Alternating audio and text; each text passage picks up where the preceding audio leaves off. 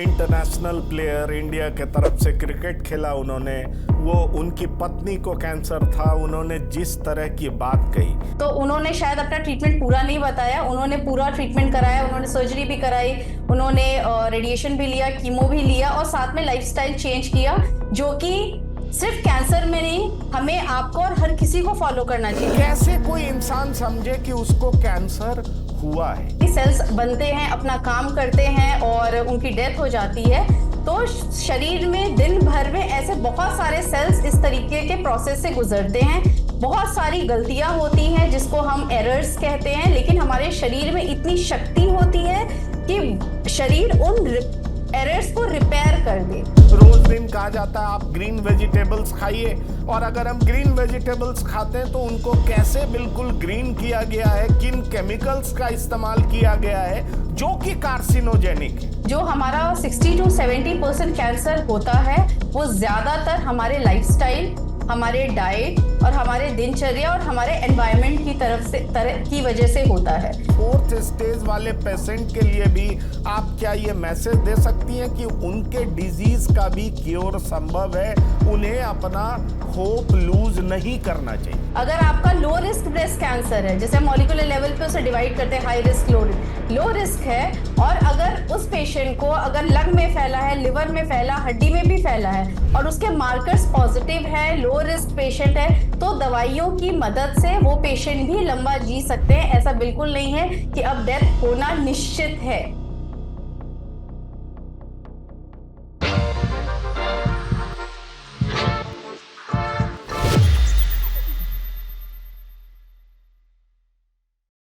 नमस्कार, मैं हूं पंकज कुमार। इस खास पेशकश में हमारे साथ जुड़ने जा रही हैं एक कैंसर स्पेशलिस्ट जिन्होंने बहुत सारे कैंसर पेशेंट का इलाज किया है। इनका नाम है डॉक्टर अंकिता पटेल। ये कैंसर स्पेशलिस्ट हैं और ये आपको बताएंगी कि दरअसल कैंसर क्या क्यूरेबल है, क्योंकि लोगों में बहुत तरह की भ्रांतियां इसलिए भी है क्योंकि लोग समझ नहीं पाते कि कैंसर हो गया तो इलाज हो सकता है। बहुत लोग इससे लड़ने से पहले ही हार जाते हैं। उन्हें लगता है एक बार कैंसर हुआ मतलब मौत दरवाजे पर खड़ी है। पर क्या ऐसा है क्या, और कैंसर होता क्यों है, और कैंसर अगर होता है तो किस स्टेज तक इलाज संभव है, इनके पास और ऐसे क्या टेक्निक्स हैं जिससे इनसे इलाज कराया जा सकता है या अन्य डॉक्टर्स के पास इलाज कराया जा सकता है। तो हम तमाम ऐसी बातों के बारे में बात करेंगे आज इनसे कि आखिरकार कैंसर है क्या, वो होता क्यों है, इसका इलाज कैसे संभव है, इसको लेकर के लोगों के दिमाग में कंफ्यूजन क्यों नहीं होना चाहिए, और हमें अपने दिनचर्या में क्या प्रिकॉशंस लेना चाहिए जिससे हम कैंसर से बच सकें, दूर रहें। क्योंकि अक्सर ये लोग कहते सुने जाते हैं कि मैंने शराब नहीं पी, मैंने सिगरेट नहीं पी, मैंने कुछ गलत खाना नहीं खाया, बाहर का नहीं खाया, फिर भी मुझे कैंसर क्यों हो गया। कई लोग ऐसे भी बोलते सुने जाते हैं कि मुझे अचानक कैसे पता चला कि मेरा कैंसर 4th स्टेज में है, उससे पहले मुझे कुछ पता नहीं चला। तो इन तमाम चीज़ों के बारे में बात करेंगे। हमारे साथ हैं डॉक्टर अंकिता पटेल जो कि डिपार्टमेंट ऑफ ऑन्कोलॉजी की हेड हैं और वो एपेक्स हॉस्पिटल वाराणसी में काम करती हैं। तो आपका बहुत बहुत स्वागत है डॉक्टर अंकिता हमारे इस प्लेटफॉर्म पर, TV9 के प्लेटफॉर्म पर। नमस्कार, धन्यवाद मुझे इनवाइट करने के लिए। Thank you.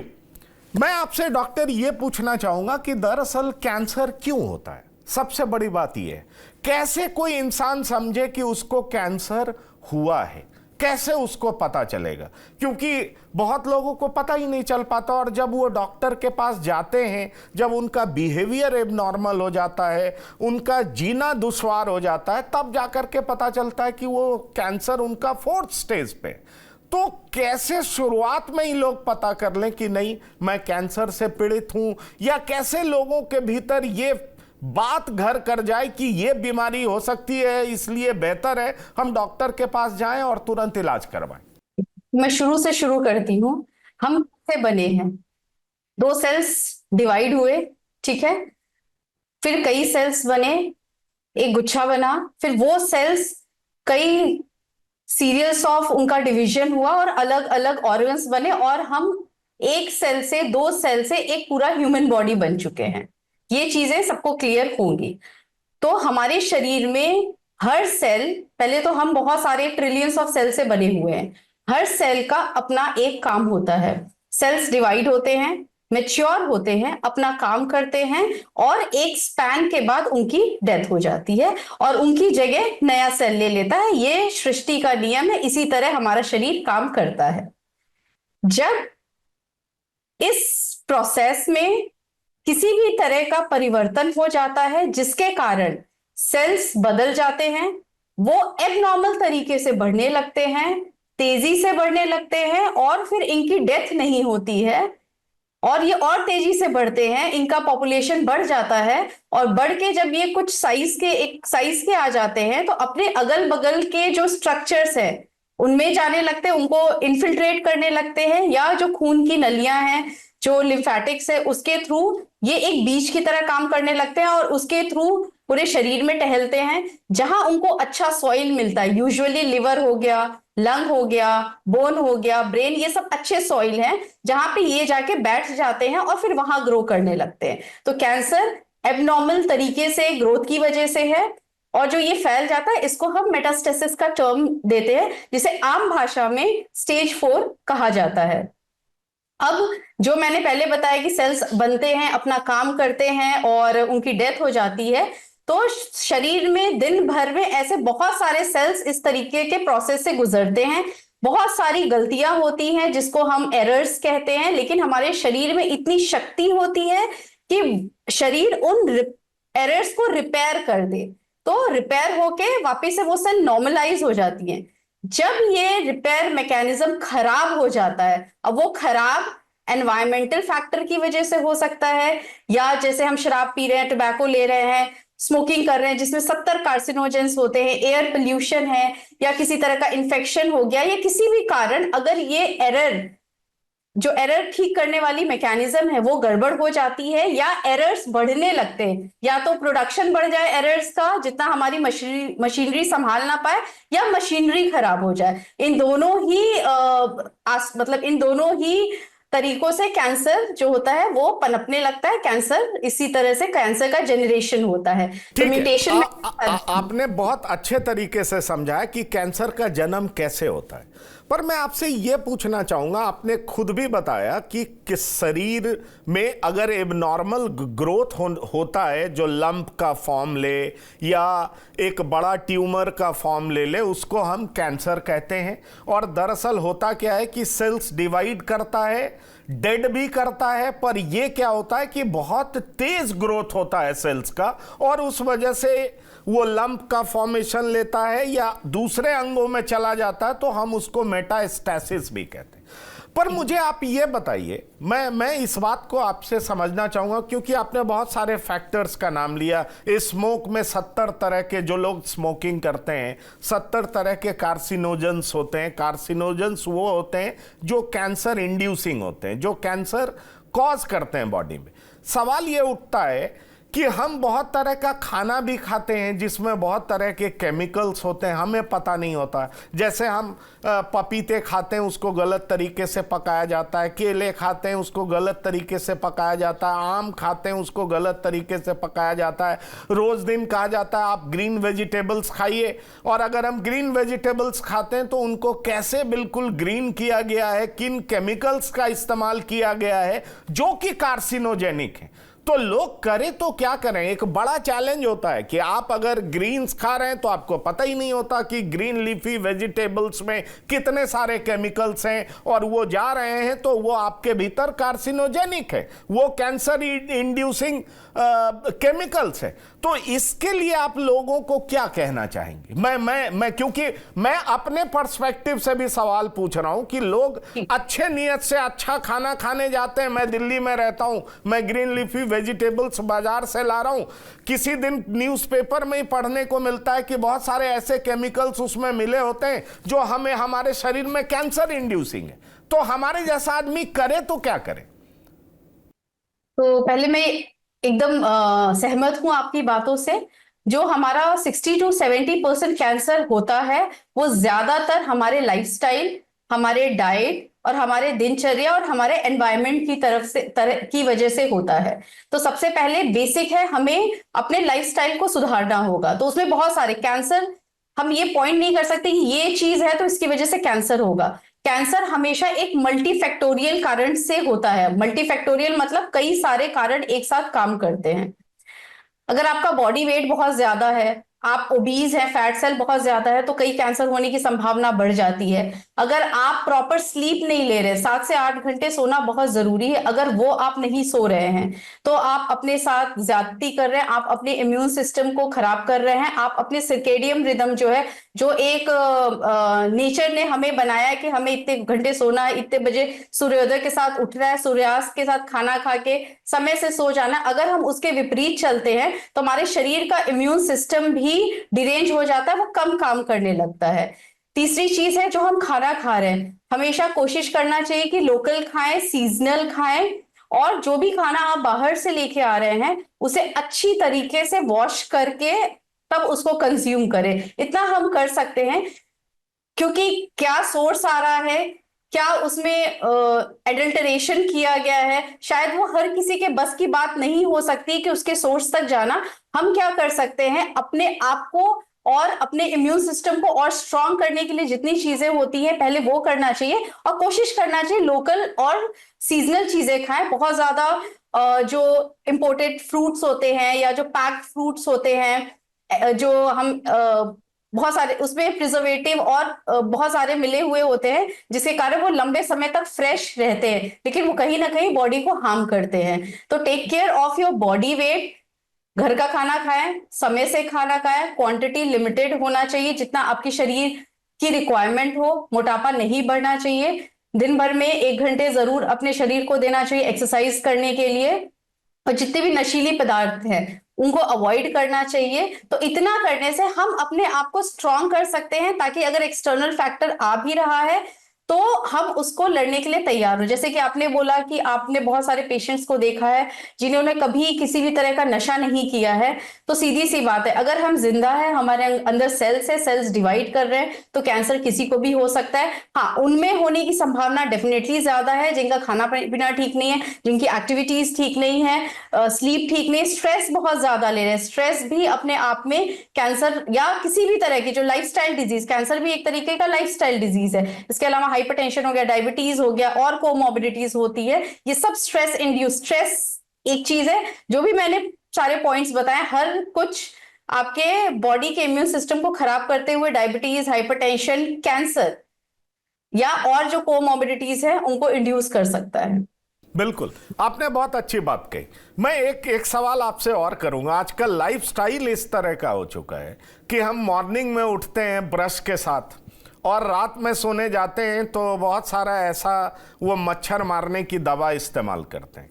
कई सारे डॉक्टर्स कहते हैं, या कई सारे एक्सपर्ट से मेरी बात हुई है, उनका कहना है कि हमने अपने लाइफस्टाइल को ऐसा बना लिया है जिसमें प्लास्टिक का कंजम्पशन बहुत ज़्यादा हो रहा है। चाहे वो टूथपेस्ट के रूप में हो, टूथपेस्ट में भी एक ऐसा केमिकल होता है जो कैंसर कॉजिंग होता है, जो हम ब्रश करते हैं उसमें प्लास्टिक होता है, और ऐसी बहुत सारी चीज़ें होती हैं, और ये इतनी खराब है बॉडी के लिए, लेकिन वो हमारे दिनचर्या का हिस्सा बन चुका है, हम उसके बगैर रह ही नहीं सकते। आपको लगता है कि ये जो बातें चलती रहती हैं कि कैसे आप अपने को स्वस्थ रखें, मुझे लगता है कि हमें अपने बेसिक्स को भी ठीक करना बहुत ज़रूरी है। जैसे मैंने आपको कहा, टूथपेस्ट में जो जिस वजह से झाग होता है मुंह में, और वो केमिकल जो है कैंसर इंड्यूसिंग है, क्या ये सच है? इसके बारे में अपफ्रंट रिसर्च मैंने बहुत डिटेल में पढ़ा नहीं है, लेकिन पॉइंट ये है कि जब भी कोई भी केमिकल किसी भी हमारे जो कंज्यूमेबल्स हैं, डेली जो हम चीजें यूज करते हैं, अगर उसमें हम केमिकल कुछ भी इंडस्ट्री अगर ऐड कर रही है तो वो एक परमिसिबल लिमिट तक ही ऐड कर सकती है। उसके बियॉन्ड अगर जाता है तो वो हेल्थ के लिए हैजर्ड होता है। तो इसके बारे में मैं बहुत ज्यादा कमेंट नहीं कर पाऊंगी कि टूथपेस्ट में जो केमिकल है वो कितना हैजर्डस है हमारे लिए। नहीं, ठीक है। मैं मेरा अगला सवाल आपसे होगा कि कैंसर को लेकर के जो 4 स्टेज बोलते हैं, स्टेज 1, स्टेज 2, स्टेज 3, स्टेज 4, तो क्या स्टेज 4 क्यूरेबल है क्या? क्योंकि कहा यह जाता है कि स्टेज 1 क्यूरेबल है, 2 भी क्यूरेबल हो जाता है, स्टेज 4 में क्योर होने के चांसेस बहुत कम होते हैं, मिनिमम होते हैं। सच्चाई क्या है? क्योंकि स्टेज 4 के बारे में कहा जाता है मेटास्टेसिस हो चुका है, मतलब एक ऑर्गन से कई ऑर्गन में उसका फैलाव हो जाता है। सवाल ये उठता है कि इस स्टेज के पेशेंट को, मैं चाहूंगा हर स्टेज के बारे में आप बता दें, और साथ ही साथ 4th स्टेज वाले पेशेंट के लिए भी आप क्या ये मैसेज दे सकती हैं कि उनके डिजीज का भी क्योर संभव है, उन्हें अपना होप लूज नहीं करना चाहिए? तो देखिए, स्टेज 1 होता है जब एक लिमिटेड साइज में एक ऑर्गन पे रहे। तो बहुत वेग ना बताते हुए मैं मुंह के कैंसर का एग्जांपल देता हूँ, ठीक है। मान लीजिए जीभ का कैंसर है, ठीक है। तो स्टेज 1 होता है अगर वो 2 सेंटीमीटर से छोटा है। अगर ये 2 से 5 सेंटीमीटर का हो जाता है तो ये स्टेज 2 में आ जाता है। जब ये अगल बगल के स्ट्रक्चर्स को, जैसे कि जीभ है और वहां से निकल के गिल्टियों में आ गया, ठीक है, तो वो स्टेज 3 में आ जाता है। स्टेज 4 भी 2 भाग में डिवाइडेड होता है, स्टेज 4A और स्टेज 4B। स्टेज 4A का मतलब है बीमारी अभी मुंह में ही है, गिल्टियों में है, बट जीभ से निकल के बागी जगह, जैसे जीभ से निकल के गाल में पहुंच गया, जीभ से निकल के इस चीज को हम फ्लोर ऑफ माउथ कहते हैं, यहां फैल गया, मतलब अपने स्ट्रक्चर को के अलावा अगल बगल के भी स्ट्रक्चर को पकड़ लिया है, तो ये स्टेज 4A में चला जाता है। और जब ये शरीर में फैल जाता है तो इसे स्टेज 4B कहते हैं। तो मोटा मोटा ये कहा जा सकता है कि स्टेज 4 जो है वो फैला हुआ डिजीज होता है। बट फिर मैं ये बोलूंगी, शरीर में बहुत सारे कैंसर्स होते हैं, हर कैंसर की जो स्टेजिंग होती है उसमें कुछ ना कुछ डिफरेंसेस होते हैं। स्टेज बनाया ही इसलिए जाता है ये समझने के लिए कि फैलाव कितना है और ट्रीटमेंट से रिस्पॉन्स कैसा आएगा। अब हमारे मेडिकल टर्म में एक नया टर्म इंट्रोड्यूस हो गया जिसको कि हम ओलिगोमेटास्टेसिस कहते हैं। एक हो गया लोकल डिजीज जो कि फैला हुआ नहीं है, दूसरा है फैला हुआ डिजीज जिसे कि मेटास्टेसिस कहते हैं। उसके बीच का जो स्टेज होता है या बीच में का जो एक स्थिति है उसको ओलिगोमेटास्टेसिस कहते हैं, जिसमें क्या होता है कि एक स्थिति है कि पूरे शरीर में, हड्डी में, फेफड़े में, ब्रेन में बीमारी फैली हुई है, और एक स्थिति है कि सिर्फ जाके लिवर में एक गांठ पड़ गई, या हो सकता है फेफड़े में एक गांठ पड़ गया। तो 4 या 5 गांठें अगर शरीर में इधर उधर होती हैं तो वो भी पोटेंशियली क्यूरेबल होता है। पोटेंशियली क्यूरेबल का मतलब कि हम कोशिश करके उसको ठीक कर सकते हैं, लेकिन उसमें 100% की गारंटी नहीं है। हम पेशेंट्स को फॉल्स होप नहीं दे सकते कि हमने हाथ रख दिया और आप ठीक हो जाएंगे, इस तरह के फॉल्स होप नहीं देने चाहिए। हाँ, लेकिन ये जरूर बोलते हैं कि ओलिगोमेटास्टेसिस है, आप पोटेंशियली क्यूरेबल है, अगर सही तरीके से ट्रीटमेंट हुआ है तो चांसेस हैं कि आपकी डिजीज कंट्रोल में आ सकती है और हो सकता है ठीक भी हो सकती है, इनक्यूरेबल नहीं है। अब हम स्टेज 4 की बात करते हैं। अब मान लीजिए कोई, और कैंसर भी बहुत तरीके का होता है। कुछ कैंसर होते हैं, जैसे हम प्रोस्टेट कैंसर की बात करें, काफी बार 80 साल के मेल्स आते हैं, प्रोस्टेट कैंसर हड्डी में फैला हुआ, लेकिन वो उस कैंसर के साथ सालों साल जिंदा रहते हैं। उनकी डेथ कब कैसे होती है? उनको कार्डियक अरेस्ट हो गया या कैंसर के अलावा किसी और बीमारी से उनकी डेथ हो जाती है। तो प्रोस्टेट एक तरीके से बहुत स्लो ग्रोइंग कैंसर है। स्टेज 4 में भी पेशेंट प्रोस्टेट कैंसर के साथ लंबा जी सकते हैं। ब्रेस्ट कैंसर की मैं बात करूंगी। ब्रेस्ट कैंसर कई तरीके का होता है, उसमें अगर आपका लो रिस्क ब्रेस्ट कैंसर है, जैसे मॉलिक्यूलर लेवल पे उसे डिवाइड करते हैं, हाई रिस्क, लो रिस्क है, और अगर उस पेशेंट को अगर लंग में फैला है, लिवर में फैला, हड्डी में भी फैला है और उसके मार्कर्स पॉजिटिव है, लो रिस्क पेशेंट है, तो दवाइयों की मदद से वो पेशेंट भी लंबा जी सकते हैं। ऐसा बिल्कुल नहीं है कि अब डेथ होना निश्चित है। तो they are potentially curable if not 100% curable.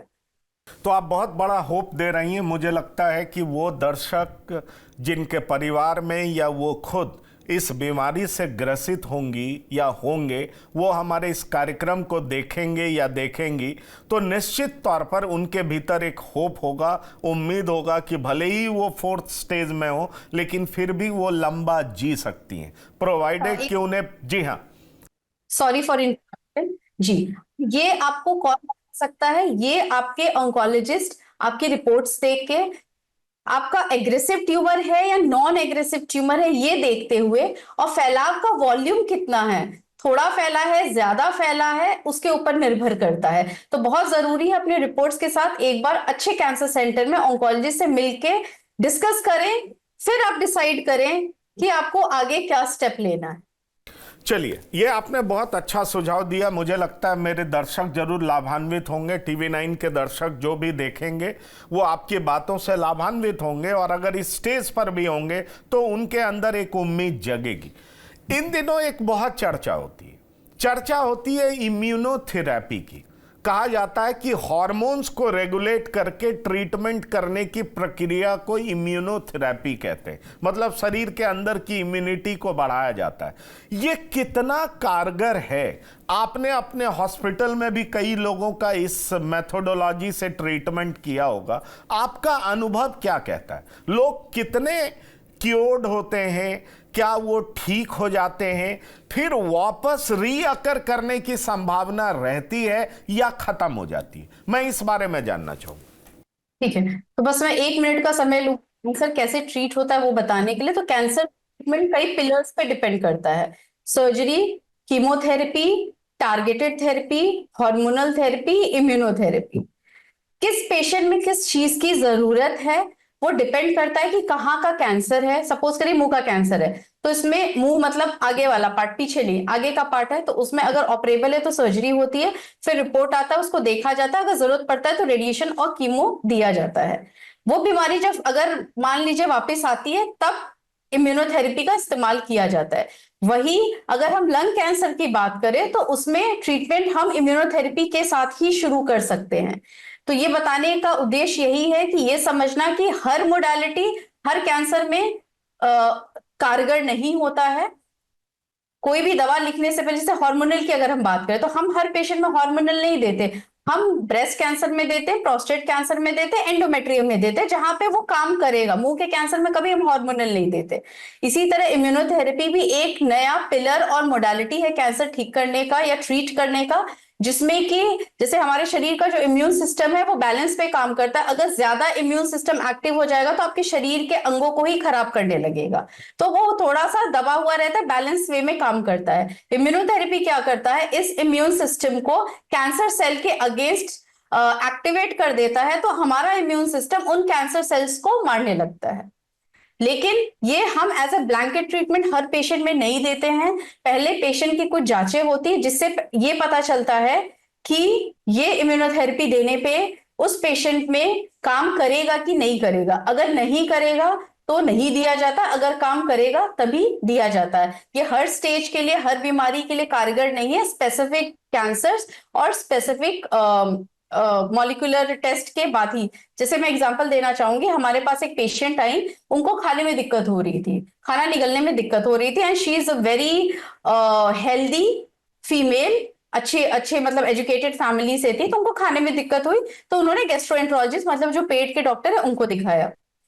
पेट के डॉक्टर ने स्कोपी की, एंडोस्कोपी की, और वहां पे उनको लगा कि बाहर कोई लिम्फ नोड है जो उनके खाने की नली को दबा रहा है। तो उन्होंने वहां से बायोप्सी ली। जब बायोप्सी ली तो वहां पे कैंसर आया। फिर हमने पेट स्कैन कराया तो पता चला कि रीनल मतलब किडनी का कैंसर है, जो कि शरीर में फैल गया है, और वो एक गिल्टी थी जो खाने की नली को दबा रही थी, इसलिए पेशेंट को पता चला। उसके अलावा पेशेंट को कोई सिम्टम नहीं था। तो इस पेशेंट में इम्यूनोथेरेपी शुरू की गई, और ऑलमोस्ट 3 साइकिल के बाद जब पेट स्कैन कराया गया तो 75% रिडक्शन डिजीज में पाया गया है। तो वो अभी कंटिन्यू कर रहे हैं। तो रेगुलर चेक भी जरूरी है कि दवा काम कर रही है कि नहीं कर रही है। बिल्कुल, आपने बहुत अच्छी बात कही, रेगुलर चेक बहुत जरूरी है। पर मैं एक सवाल आपसे पूछना चाहूंगा। अक्सर फैमिलीज जिनके किसी फैमिली मेंबर को कैंसर हुआ है या खुद जो कैंसर बीमारी से पीड़ित हैं, उनके अंदर जो है इस बात का डर रहता है जब उनको कहा जाता है आपको कीमोथेरेपी लेना पड़ेगा। कीमोथेरेपी के बारे में कहा जाता है कि जहां पर कैंसर है, ठीक है, वहां तो कैंसरस सेल को कीमोथेरेपी मार रहा है, लेकिन जो आसपास के अच्छे सेल्स हैं वो भी डैमेज हो जाते हैं, और डैमेज इस कदर से हो जाते हैं कि पेशेंट ठीक से खड़ा नहीं हो पाता, अपना रोज दिन का दिनचर्या नहीं कर पाता, उसकी नॉर्मल एक्टिविटीज बिगड़ जाती हैं। इसलिए कई सारे पेशेंट्स कीमोथेरेपी से डरते हैं। आप क्या कहती हैं, कीमोथेरेपी कब और कैसे जरूरी होता है? क्या जब ये जरूरी होता है तो निश्चित तौर पर इसको लेना चाहिए? ये आपका मेडिकल साइंस इसको अप्रूव करता है? जरा दर्शकों के भीतर जो भ्रांतियां हैं, क्योंकि मैं भी इसको लेकर के कई बार डाउटफुल रहता हूं, कभी कुछ पढ़ता हूं कभी कुछ पढ़ता हूं, मैं आपकी तरह एक्सपर्ट तो हूं नहीं, तो मैं चाहूंगा कि कीमोथेरेपी के बारे में जरा बताइए कि लोग जब कीमोथेरेपी के लिए जाएं तो उनको निडर होकर के जाना चाहिए और प्रॉपर इसका इस्तेमाल लेना चाहिए अगर डॉक्टर प्रिस्क्राइब कर रहे हैं तो। देखिए, डॉक्टर तभी प्रिस्क्राइब करेंगे जब उसकी जरूरत होगी, क्योंकि हम ऑन्कोलॉजिस्ट जो भी ट्रीटमेंट करते हैं वो बेसिकली गाइडलाइन के हिसाब से होता है। इंटरनेशनल गाइडलाइंस होती हैं जो ये बताती हैं आफ्टर रिसर्च, बहुत सारा रिसर्च के बाद, किस स्टेज में ये कीमो ज्यादा काम करता है, स्टेज में कौन सा काम करता है। तो मुंह का जो कैंसर उसका कीमो अलग होगा, ब्रेस्ट का अलग होगा, अगर पेट की इंटेस्टाइन का अगर कैंसर है तो उसका कीमोथेरेपी अलग होता है। तो वो डिपेंड करता है कि जरूरत है कि नहीं और कौन सा लगना है। दूसरा क्वेश्चन साइड इफेक्ट का, तो पहले जो कीमोथेरेपी लगते थे उनका बहुत साइड इफेक्ट होता था, अब वो कम हो चुके हैं। ना नहीं, साइड इफेक्ट होता है उसको मैं मानती हूँ, लेकिन कीमोथेरेपी देने के दौरान कीमोथेरेपी के साथ कुछ मेडिसिन ऐसी दी जाती हैं कि साइड इफेक्ट कम से कम हो सके।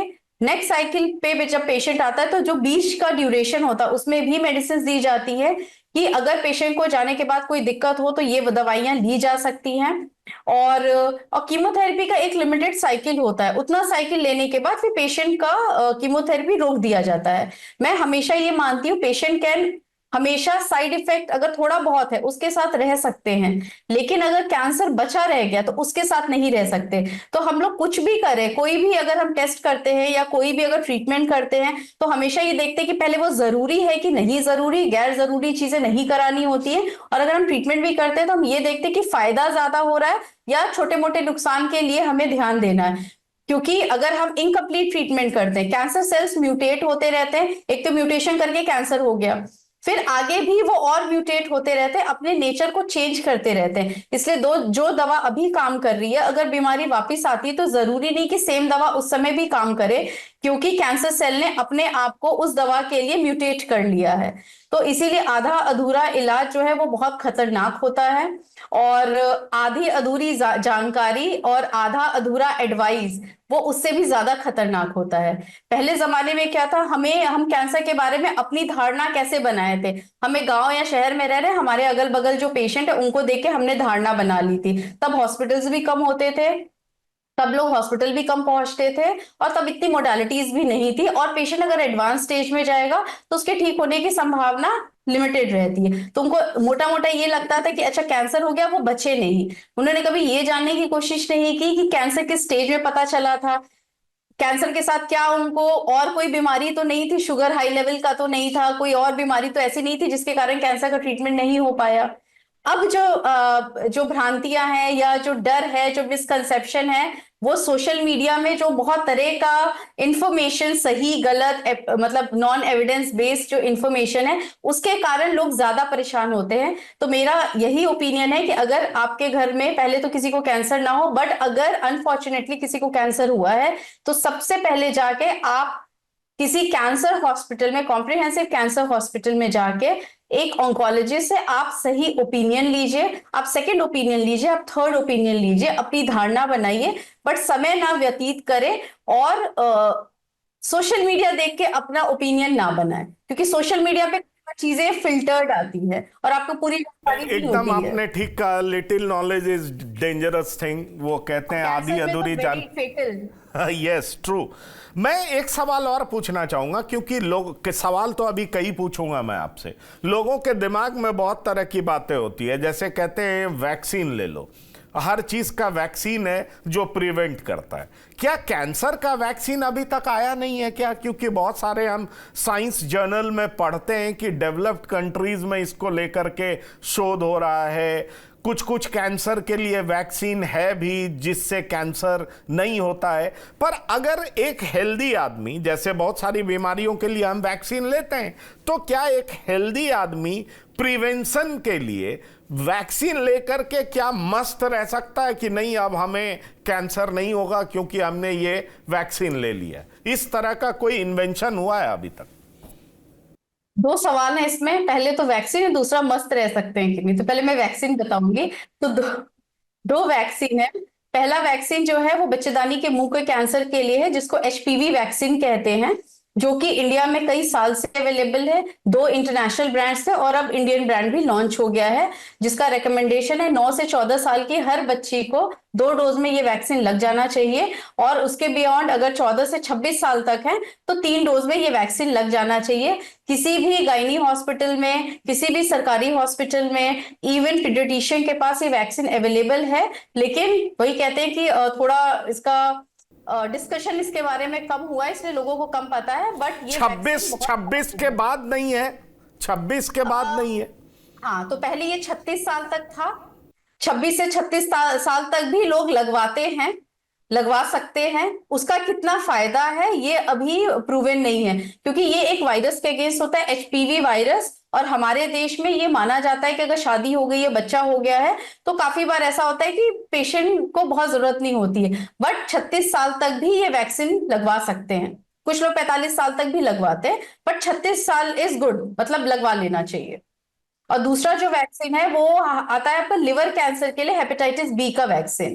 तो हेपेटाइटिस बी का वैक्सीन जो है वो लिवर कैंसर के लिए कारगर है। तो ये 2 वैक्सीन ऐसे हैं जो कैंसर के लिए अभी कारगर हैं और मार्केट में भी हैं और लोग लगवा भी रहे हैं जो जागरूक हैं इस चीज के लिए। अब दूसरी चीज क्या थी? वो मस्त रहने वाली बात। मस्त रहने वाला, ठीक है। आप एकदम अलर्ट हैं, एकदम अच्छे से रोड पे जा रहे हैं, लेकिन एक्सीडेंट तब भी हो सकता है। तो हमारा जो काम है, हमारा क्या काम है? फिट रहना, एक्सरसाइज करना, अच्छा खाना, पैकेट का खाना ना खाना, समय पे सोना, कोशिश करना कि स्ट्रेस ना लें, टोबैको कंज्यूम ना करना, अल्कोहल कंज्यूम ना करना, एयर पोल्यूशन जहां पे कम हो कोशिश करना वहां रहें, या अगर एयर पोल्यूशन है तो उसके लिए जो प्रिकॉशंस लेने होते हैं वो सारे ले, क्योंकि एयर पोल्यूशन की वजह से भी लंग कैंसर होता है। तो ये कॉमन चीज है, ये तो आपको लाइफ लॉन्ग फॉलो करना ही पड़ेगा। आप ये कह रही हैं, मुझे लग रहा है निश्चित तौर पर जो हमारे दर्शक सुनेंगे वो इस बात को समझ पाएंगे कि जो उनके हाथ में है वो उनको करना चाहिए और वो अपना बेस्ट करें। रेस्ट उनके हाथ में नहीं है, इसलिए वो ऊपर वाले के हाथ में छोड़ दें। अच्छा खाना, अच्छा। जी हाँ, आप कुछ कहना चाह रही? जी, मैं ये भी कहना चाहूंगी, जो भी ये फैक्टर्स है, लाइफस्टाइल फैक्टर्स हो गया या जो आपका डाइट, सारी चीजें हो गई, या ये ना केवल कैंसर बट डायबिटीज, हाइपरटेंशन। अगर हाइपरटेंशन है तो ब्रेन स्ट्रोक और कई लिवर फेलियर। अब देखिए, पहले हॉस्पिटल्स में इन्फेक्शियस डिजीज के मरीज ज्यादा होते थे, बट अब हॉस्पिटल्स में ऑर्गन डिसफंक्शन के पेशेंट ज्यादा होते हैं, इसीलिए ट्रांसप्लांट सेंटर्स भी बढ़ रहे हैं। अगर सेंटर्स बढ़ रहे हैं इसका मतलब बीमारी भी बढ़ रही है, उसका रिक्वायरमेंट बढ़ रहा है। तो कहीं ना कहीं हमारी जो लाइफस्टाइल एक नेगेटिव तरीके से चेंज हुई है। हमें कोशिश करनी चाहिए कि जैसे हमारे दादा दादी, हमारे पहले के लोग रहते थे, हमारा जो रहन सहन है वो भारतीय होना चाहिए, जो हमारा कल्चर था, भले ही हम वेस्टर्न की तरफ देखें अपने टेक्नोलॉजी और अपने डेवलपमेंट के लिए। बिल्कुल, आप बहुत बड़ी बात कह रहे हैं कि हाँ, हम मशीन के लिए वेस्ट की तरफ देख सकते हैं, लेकिन हम लाइफस्टाइल अपने दादा और दादी का ही फॉलो करें, तभी हम हेल्दी और वेल्दी भी रह सकते हैं, क्योंकि हेल्थ नहीं होगा तो वेल्थ कहां से आएगा? सबसे बड़ी बात है। एक चीज मैं आपसे और पूछना चाहूंगा, तो वेल्थ कितना भी लगा ले बिल्कुल, मैं आपसे ये भी पूछना चाहूंगा कि अब लोग, आप जैसे एक्सपर्ट कहते हैं और मुझे लगता है कि आप अपने हॉस्पिटल में इसका इस्तेमाल भी कर रही होंगी, ये ट्रीटमेंट में एडवांसमेंट क्या हुआ है और लेटेस्ट ऐसा क्या मशीन आया है जिससे अब कैंसर का इलाज बहुत आसान हो गया है? जैसे अगर आपके पास कोई जाए या आपके जैसे स्पेशलिस्ट के पास जाए तो ऐसा क्या तौर तरीका बदला है? क्योंकि मैं आपको बताऊं, 90 के दशक में लोग कैंसर का नाम सुन करके ही समझ जाते थे कि अब मौत दरवाजे पर खड़ी है, लेकिन अब बहुत सारे ऐसे लोग हैं जिनके बारे में होता है कि 4th स्टेज का कैंसर था और उनका इलाज हो गया। अभी हाल के दिनों में सिद्धू की वाइफ बहुत चर्चा में रही कि उनका इलाज कैसे हुआ, उसको लेकर के भी मैं सवाल करूंगा। लेकिन बहुत सारे लोग 4th स्टेज में भी ठीक हो जाते हैं। पहले होता था 1st स्टेज के बाद ठीक होना लगभग नामुमकिन है। तो ये एडवांसमेंट क्या हुआ है, क्या तकनीक का इस्तेमाल करती हैं आप लोग? एक तो इम्यूनोथेरेपी पहले बता दिया मैंने। हार्मोनल थेरेपी होता है जिसमें हार्मोन इंजेक्शन, जैसे कि स्टेज 4 ब्रेस्ट कैंसर है, हार्मोन रिसेप्टर्स पॉजिटिव हैं। तो अगर कोई फीमेल आती है और चल फिर के आ रही है लेकिन फैला हुआ डिजीज है, कोई बहुत ऐसा क्राइसिस नहीं है, आईसीयू वाली कंडीशन नहीं है, तो उनको हम हार्मोनल इंजेक्शन पे भी और कुछ टैबलेट्स पे भी ट्रीटमेंट करके लंबे समय तक रख सकते हैं, उसमें कीमो देने की जरूरत नहीं होती है। तो ये हार्मोनल ट्रीटमेंट जो है वो और एडवांस होता जा रहा है।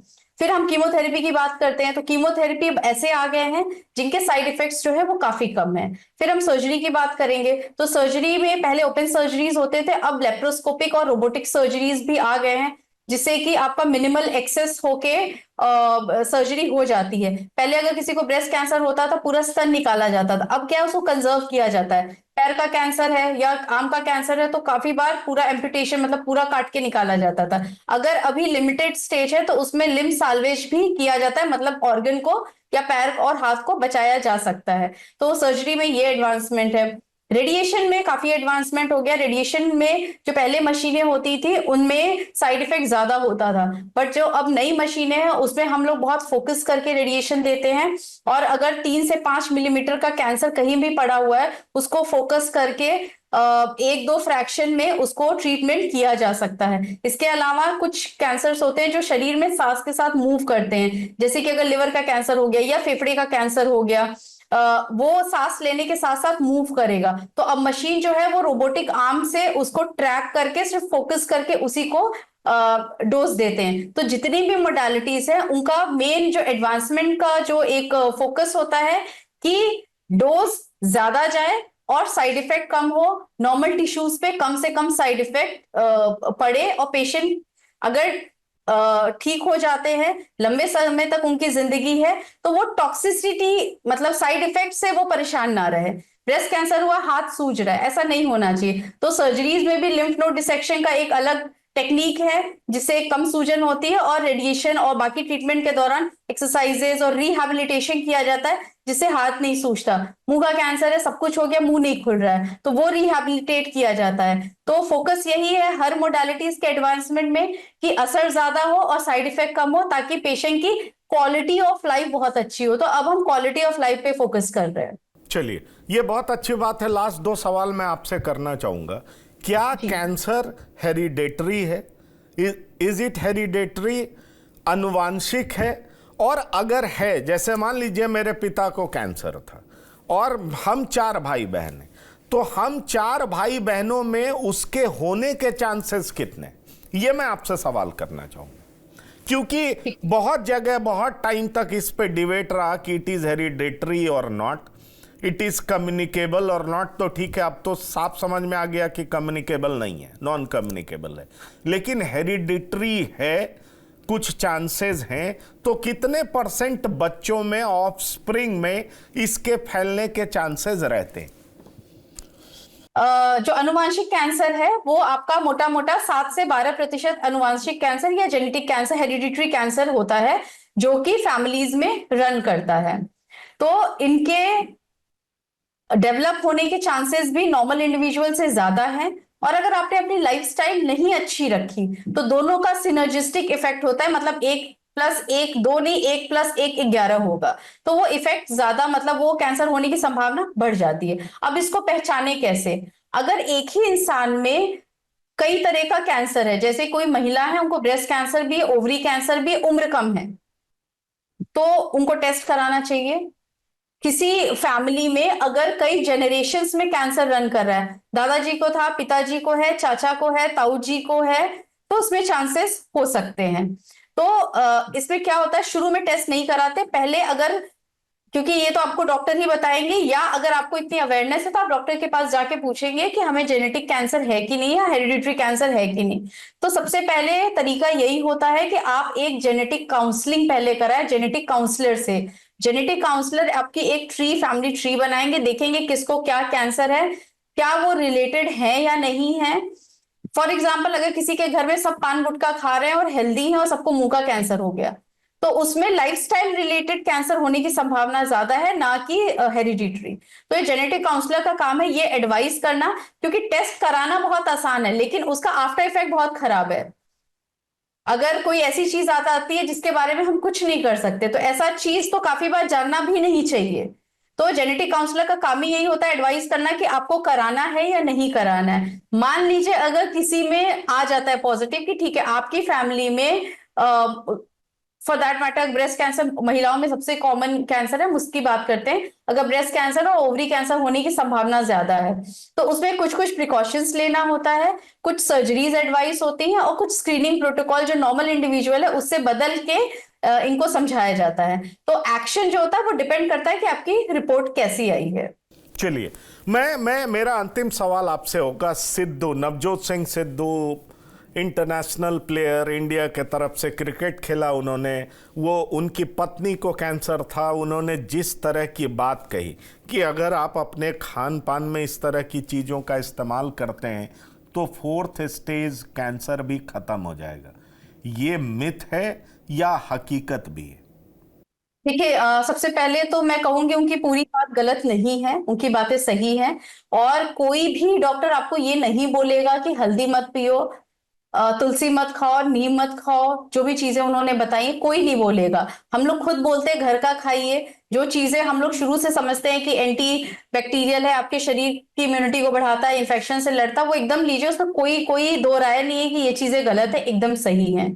लेकिन इसको थोड़ा मिस इंटरप्रेट किया गया है। सिद्धू जी की वाइफ ने पूरा ट्रीटमेंट लिया था। अब जैसे मैंने बोला कि स्टेज 4, अब स्टेज 4 में क्या वो आईसीयू में थी? मुझे नहीं लगता कि वो आईसीयू में थी। स्टेज 4 अगर कहीं 2 सेंटीमीटर का नोड्यूल भी इधर उधर आ जाता है उसको भी स्टेज 4 कहा जाता है, लेकिन वो क्यूरेबल होता है। जो मैंने पहले बोला ओलिगोमेटास्टेसिस, मतलब लिमिटेड ऑर्गन में एक दो इधर उधर पहुंचा हुआ है तो उसको भी ठीक किया जा सकता है। तो उन्होंने शायद अपना ट्रीटमेंट पूरा नहीं बताया, उन्होंने पूरा ट्रीटमेंट कराया, उन्होंने सर्जरी भी कराई, उन्होंने रेडिएशन भी लिया, कीमो भी लिया और साथ में लाइफस्टाइल चेंज किया, जो कि सिर्फ कैंसर में नहीं, हमें आपको और हर किसी को फॉलो करना चाहिए। हर किसी को सुबह मतलब 12-14 घंटे का इंटरमिटेंट फास्टिंग करना चाहिए। इंटरमिटेंट फास्टिंग तो अब उसको बाहर से पैक करके मॉडर्नाइज करके बताया गया। हम लोग शुरू से यही, हमारे पूर्वज तो यही करते थे, सूर्यास्त होता था उसके पहले खा लेते थे, सूर्योदय के बाद काम करके खाना बना के तभी खाते थे, तो 12 घंटे बाद ही खाना है। तो ऐसा सिद्धू जी ने कुछ नई चीज नहीं बताई। हल्दी सबको पता है, सब लोग अपने घर में काढ़ा हल्दी पीते ही हैं, तो वो भी कोई नई चीज नहीं है। और ये किसी कैंसर के पेशेंट को नहीं, हर किसी को एडवाइसेबल होता है अनटिल एंड अनलेस आपके डॉक्टर ने मना किया हो आपके किसी स्पेसिफिक कंडीशन में कि नहीं करना है। तो ये बात तो एकदम उनकी सही है कि हर कैंसर पेशेंट या हर इंडिविजुअल को ये फॉलो करना चाहिए, एकदम सही बात है। बट उन्होंने पूरा ट्रीटमेंट किया, ये लोग भूल जा रहे हैं। वो सब कुछ कराए हैं, सारा ट्रीटमेंट कराए हैं और उसकी वजह से उनकी वाइफ ठीक है। तो यहाँ पे हमें लड़ना नहीं चाहिए आयुर्वेदिक या एलोपैथिक या होम्योपैथिक, सबको मिलके काम करना होता है, क्योंकि एंड टारगेट क्या है कि हमारा पेशेंट ठीक हो जाए। और आधी अधूरी इंफॉर्मेशन एकदम खराब होती, किसी को नहीं पता कि स्टेज 4 में उनका डिजीज का साइज क्या था, कितना बड़ा था। आईसीयू जो उन्होंने एक स्टेटमेंट दिया 3% चांस है, किस चीज का 3% चांस है? उनके बचने का 3% का चांस है या बीमारी खत्म होने का 3% का चांस है? तो ये एकदम आधी अधूरी सेगमेंटेड इंफॉर्मेशन, क्योंकि कैंसर में हम लोग 5 to 10 ईयर सर्वाइवल बताते हैं कि इतने % चांस है कि 10 साल जी जाएंगी। ठीक है, ये 80-90% भी पेशेंट ऐसे होते हैं जो जी जाते हैं। तो अधूरी फ्रेगमेंटेड इंफॉर्मेशन पे मैं बहुत कमेंट नहीं करना चाहती, लेकिन मेरा मैसेज एकदम लाउड और क्लियर है।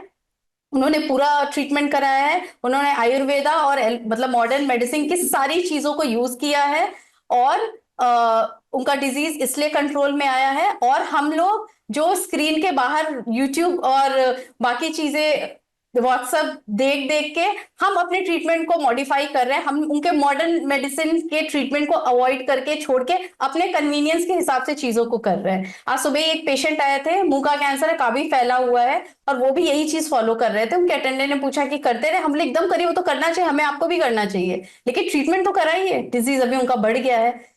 तो he is a celebrity, he has access to everything, वो किसी भी इंटरनेशनल डॉक्टर के साथ के पास जाके ट्रीटमेंट करा सकते हैं और उन्होंने कराया भी है। हम लोग यहाँ पे कम समझ के अपने पेशेंट के जिंदगी साथ खिलवाड़ कर रहे हैं।